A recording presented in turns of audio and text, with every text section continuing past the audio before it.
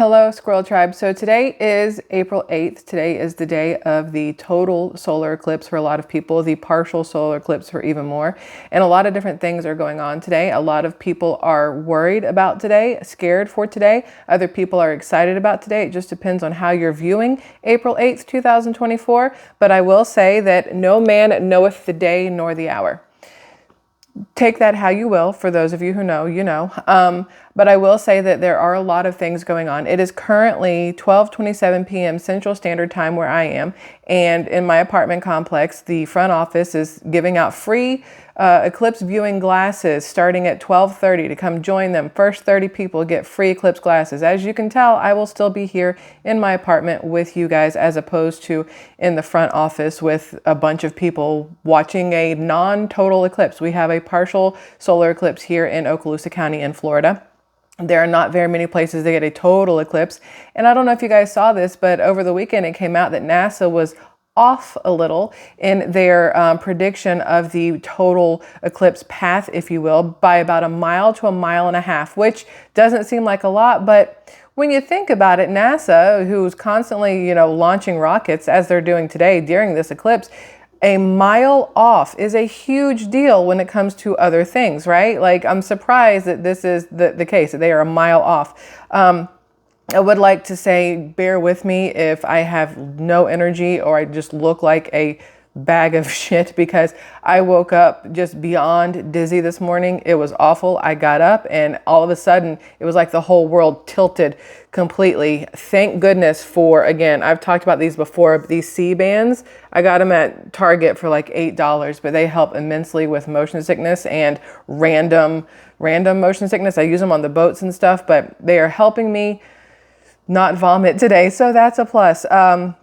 This happened a couple months ago also. Really weird, really random, makes no sense. I think a lot of people said when I mentioned it before that they've had it happen to them where they just are randomly dizzy for no apparent reason. Nothing's wrong. My head's not stuffy. I'm not sick at all. There's no reason for it in the least. I'm healthy, but here we are just dizzy. And I'm not going to blame it on the eclipse or whatever's going on, but I guess, it could be whatever's going on with the pull of the earth, the rotational gravital rotation, whatever you want to call it. I read a thing, probably a week or two ago where they were talking about how in the next year or two, they're going to have to reset all the clocks in the world because the earth is spinning faster than it should be. And it has changed our time. Like, technically our time is wrong by like a second, right? Is it really that big a deal? But I guess in the grand scheme of things, maybe. So not only do you have NASA, who's a mile off in their eclipse predictions, but you have our entire world who's almost a second off on our world clock, if you will. But anyway, so I wanted to mention that to you guys today. A lot of people were talking about the rockets that NASA will be launching during the eclipse and that will be visible in the DC area. For those of you who are interested in it, I've got a picture here, or I did have a picture here if I can get it to come up. So this says, colors indicate when viewers will have line of sight access to the vehicle with 3-degree elevation or more measured in seconds after takeoff. And this is in the DC area. You've got Pittsburgh in here, Charlottesville, Richmond, Raleigh, Baltimore, Washington, Dover. You guys can see here from where the rocket, I don't know why I keep wanting to say locket, the rocket launch, it will be visible to these areas. Why they're launching rockets in the middle of an eclipse, I don't know, but according to this, the partial eclipse may not be all you see on Monday afternoon. NASA is also launching sounding rockets before and after the moon passes in front of the sun, launching approximately 45 minutes before, during, and after the peak local eclipse from the Wallops Flight Facility on the eastern shore. The rockets will study how Earth's upper atmosphere is affected when sunlight momentarily dims over a portion of the planet. This is according to NASA in their news release. The mission is called Atmospheric this is a stupid word. Atmospheric perturbations around the eclipse path. APEP for short, because we have to obviously give everything acronyms. Now, targeted launch time for the 3 rockets are around 2:40 p.m., 3:20 p.m., and 4:05 p.m., but may be subject to change. Now, since they're on the East Coast, those will be Eastern Standard Time, as far as I know, up there, Eastern Standard Time. So about 2 hours from now, a little over 2 hours, the first one should launch. And then according to them, the second one at 3:20 and then 4:05. They will be live streamed in case you guys are interested on Wallop's YouTube beginning at 2:30 p.m. So just so you can see how it's spelled, because I don't have a whatever, but that's how you spell it. If you guys want to check out the YouTube, there's the YouTube channel itself. I can try to put a link in the description. Sometimes YouTube doesn't like it when you link other people's stuff, which is really weird. It's like, why? Just trying to share. NASA is having a, oh, my head hurts. I actually think this just started about 2 minutes ago. Let me see if I can pull it up here. But NASA is doing a live stream from NASA's point of view of the eclipse. And at 12 o'clock, there were already 300,000 people waiting for a live stream. Y'all, I'm lucky if I can get 3,000 people in a live stream, 300,000 people in a live stream. And this is the people who are in other countries, I'm going to assume, in other countries or in areas that are not in the total path, that want to see what it looks like and to see it from a view that you and I couldn't see it from by going to NASA's YouTube channel. I think would probably be pretty cool. Let me see if I can pull it up here because I saw it earlier. NASA, if they've got it going. There are 234,000 watching. Oh, wait, no, there's two different. Why are there two different things? Y'all, am I losing my mind? Y'all, how? Okay, anyway, you see this?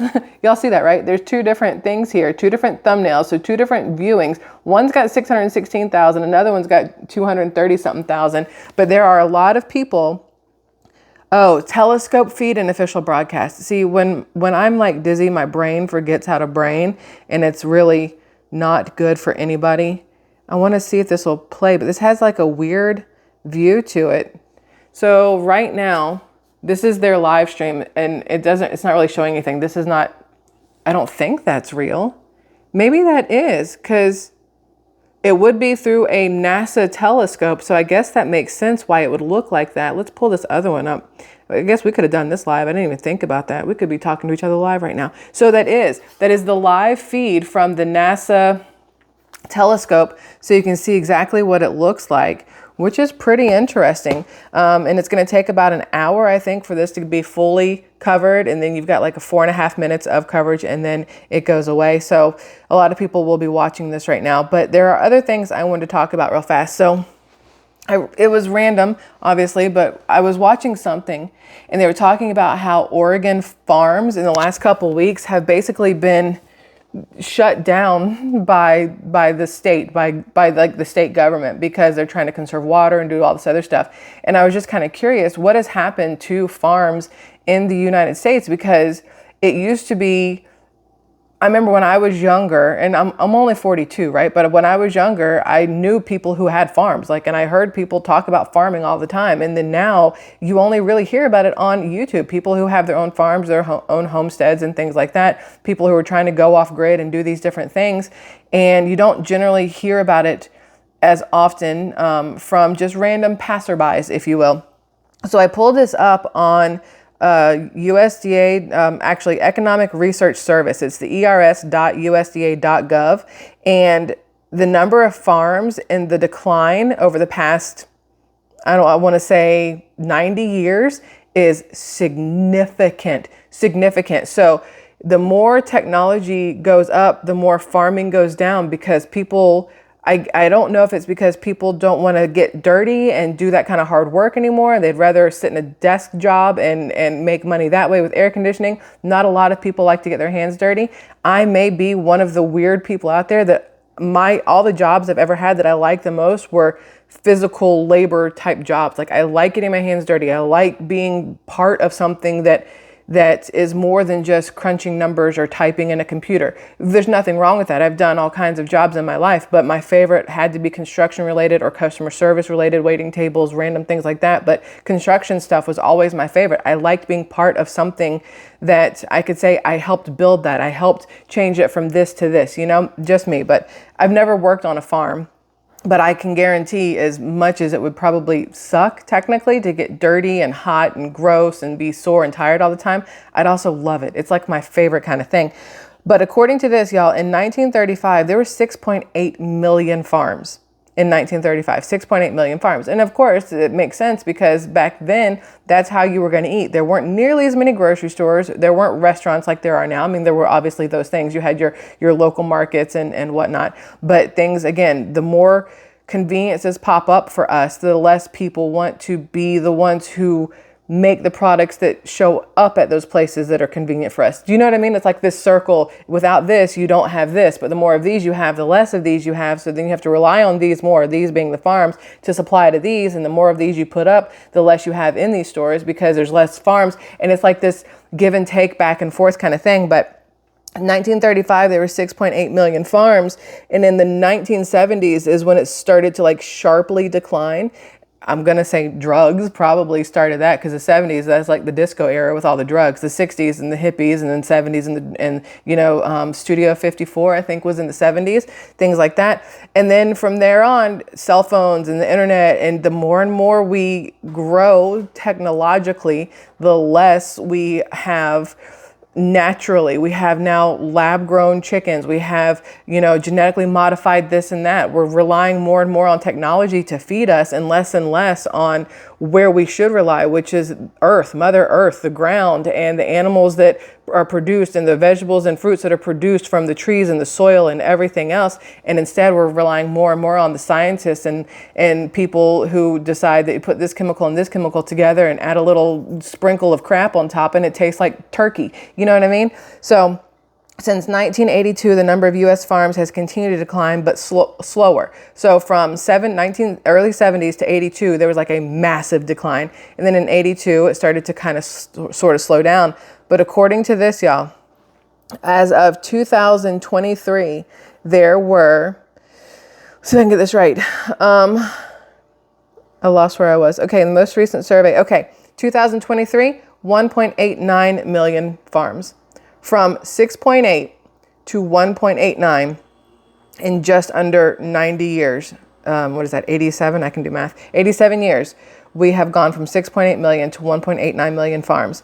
And each farm is roughly, they're saying the average farm size is 464 acres in 2023, whereas they used to be about 440 in the early 70s. So you have farms that are left or have more space, but it costs them way more to do things. It costs us way more to buy things from them. It's just the continuous decline. And I wonder what it's going to look like in another 50 years. Do we go from 1.89 million? Now we're down to 1 million in 50 years. What happens in another 87 years? Are there no farms left? We have all this farmland that is being sold off to corporations instead to come in and do whatever it is they're going to do. Put up a nuclear power plant, Bill Gates, or put up a Vietnamese car company in North Carolina, or put up a Intel chip plant somewhere in Ohio. And then just all these other things are taking over the land that we used to rely on for our food, for our nourishment, for our bodies. And now we're relying on nourishment from places that there is no nourishment.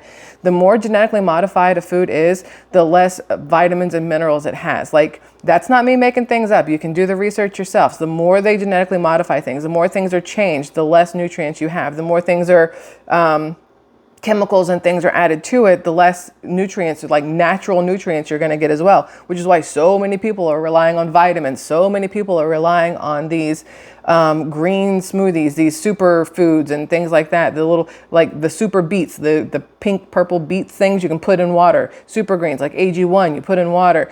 Just all kinds of stuff, because we've gotten so far away from where we started as civilization to where we are now. And the next thing you know, we're the Jetsons and everything is a little cube. You stick it in a microwave, poof, and then you have like a turkey dinner on your plate. But is it really a turkey dinner? No, it's false. It's fake food that you microwave to give your eyes and your taste buds a sense that you've done something normal, but really there's nothing to it except for chemicals and crap. Like, that's where we're headed. Absolutely crazy. Absolutely ridiculous. I will say yesterday I decided not to record on Sunday. This is off topic, but I decided not to record on Sunday My daughter and I got new Bibles last week, and her and I together going through, starting at John, and then we'll move over to Matthew, and then we're working through this together because she's 14 and a half and she has a lot of questions. I don't have all the answers, but I figure we could do this together and figure things out. But I told her yesterday, I said, here's one thing I would like to do. And we've talked about this here, y'all and we've talked about this here, how Sundays used to be a day for families. It used to be that everything was closed on Sundays. And if you wanted to do anything, you were going to go play in the yard with your friends, your family, your neighbors, your dog, you're by yourself, whatever. Or you were going to go to church, you were going to go home. Grandma, Nana for me, or somebody was going to cook lunch. You're going to sit down as a family. Maybe you would watch sports on TV because, football, basketball, whatever else. But you wouldn't go anywhere, maybe a grocery store if it was open, but you weren't going shopping for clothes or anything like that. You weren't going to the movies. You weren't doing anything like that because Sunday was a day of rest. It was the Lord's day, pretty much what it was considered, right? And then suddenly corporations took over and they took, I guess it's when, Bibles and prayer and everything left schools is the same time that corporations moved in, and it feels like they took the family out of Sundays. I don't really know how else to explain that. But I told my daughter yesterday, I said, listen, I generally record every day of the week, but we're not going to do that anymore, especially on Sundays. We're going to focus on family. I don't record that much. You guys know I'm anywhere from 10 to 30 minutes, maybe an hour total to do everything. And the rest of the time I get to do my wifely duties, my mother duties, my whatever else you want to call it, house homemaker, whatever. Y'all, I'm sorry, my brain is like on hiatus over here. So I told her yesterday, I said, we're not going to record on Sundays anymore. My husband, Kevin 247 on YouTube, he may, but for myself, I'm not going to record on Sundays anymore. I will just hang out with my daughter and we will do things together. We will go through the Bible. We will do whatever it is she'd like to do. We will try to stay within our apartment or the pool or the beach, not go to stores or anything like that as much as we can, right?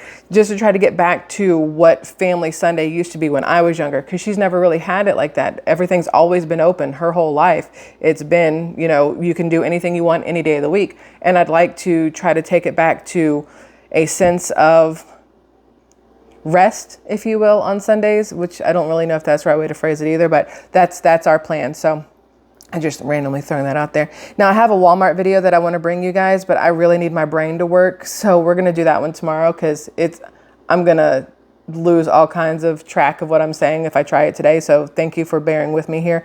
I appreciate you immensely, just so you know. So that's it for now. The Eclipse has moved on a little bit. You can see here, there's a little bit more coverage there according to the NASA live feed, the telescope. Not really doing anything out here. We're supposed to get 80% eclipse darkness or whatever, but we are an hour. I don't know how to call it. I don't know if we're an hour behind. Like it starts here, or does it start here? I don't even know how to look at this because this looks like it's pretty much over halfway covered here. Everything still looks the same outside for me. Who knows? I'm kind of curious what you guys are witnessing where you are. It's not cloudy here. I know it is cloudy in a lot of places. I looked some places through Tennessee, through Delaware, through Maryland. It looked like those areas and out are a little cloudy, but I think we're good here and maybe all the way up north and into Ontario where the eclipse is going to be. I think they might be okay, but I think there's little clouds there too. We'll see how it all plays out.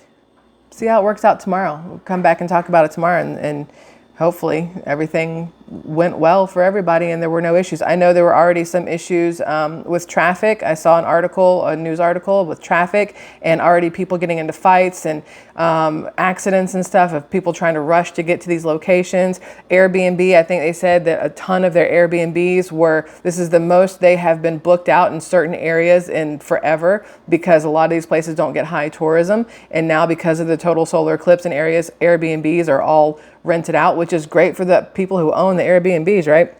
But I'm curious to see what tomorrow brings after it's all said and done. Here's another angle. Can y'all see this? This is still the thing. That's what so that's an like zoomed up of the sun, the moon. I don't know what's happening here, but there's 300,000 people watching it. That's all I know.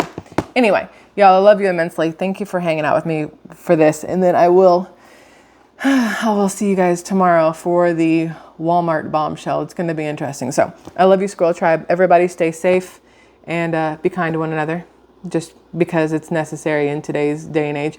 And I love y'all. Okay, bye.